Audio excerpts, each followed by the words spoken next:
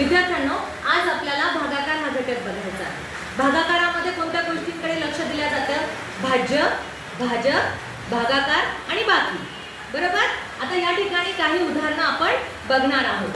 पहिलं उदाहरण काय आहे की 725 ला 9 ने भागले असता, 725 ला 9 ने भागले असता भागाकार व बाकी किती उरते?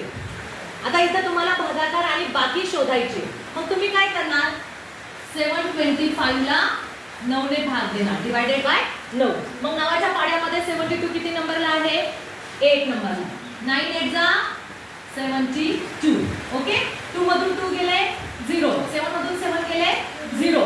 आता कोणती संख्या उरली? 5. मग ती काय करायची? तुम्हाला खाली घ्यायची. मग जेव्हा वरची संख्या खाली येते तेव्हा त्याला भाग द्यावाच लागतो. जर वजाबाकी आली असेल तर पुढे जर संख्या खाली घ्यायची नसेल तर तुमचा भागाकार तिथेच संपतो. पण इथे ही संख्या खाली घेतली आहे, मग आता हिला भाग द्यायचा आहे. मग कसा भाग देणार? 9च्या टेबलमध्ये 5 आहेत का? 9च्या पाड्यात 5 नाहीये. मग जेव्हा पाड्यामध्ये ती संख्या नसेल, ती संख्या लहान असेल, याच्या पेक्षा ही संख्या लहान असेल, तेव्हा आपण भाग कितीचा देतो? शून्याचा. भाग कितीचा देतो? शून्याचा. 900. ओके. शून्याचा भाग दिल्यावर बाकी किती उरती? 5. मग भागाकार किती आला? 80. बाकी किती उरली? 5. मग कोणतं ऑप्शन आहे? 1 नंबरचं. आता पुढचं उदाहरण बघा.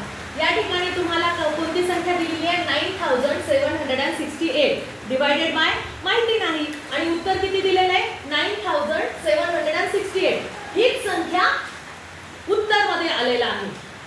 याच संख्येला उत्तर मध्ये त्यांनी दिलेलं आहे. म्हणजे अशी कोणती संख्या आहे की ज्या संख्येला या संख्येला भागलं असता उत्तर आपलं तेच येतं, भागाकार तोच येतो. मग कोणती संख्या आहे? 1. कोणती संख्या आहे? 1 ने कोणत्याही संख्येला भागलं असता भागाकार तोच येतो. कोणत्याही संख्येला भागलं असता भागाकार तोच येतो. मग आपला ऑप्शन कोणता आहे?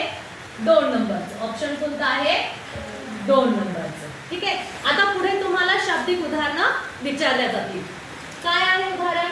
एका मळ्यात 7 रांगात 973 रोपे लावली तर प्रत्येक रांगेत किती रोपे लावली? प्रत्येक रांगेमध्ये एकूण दिलेली आहे. एकूण संख्या किती दिलेली आहे? 973 आणि रांगा किती दिलेल्या आहेत? 7. मग प्रत्येक रांगेत 7 7 7 7 असे 973 रोपे भरली पाहिजे. मग किती रांगा असतील बरं मग अशा? मग आपल्याला अशा वेळेस काय करावं लागतं? जी संख्या मोठी आहे त्या संख्येला छोट्या संख्येनं भागावं लागतं. छोटी संख्या 7 आहे. 7 ने आपण 973 ला भागणार. मग 7च्या टेबलमध्ये 9 नाही आहे, पण मग त्याच्यापेक्षा लहान संख्या 7च आहे. 9 मधून 7 गेले 2.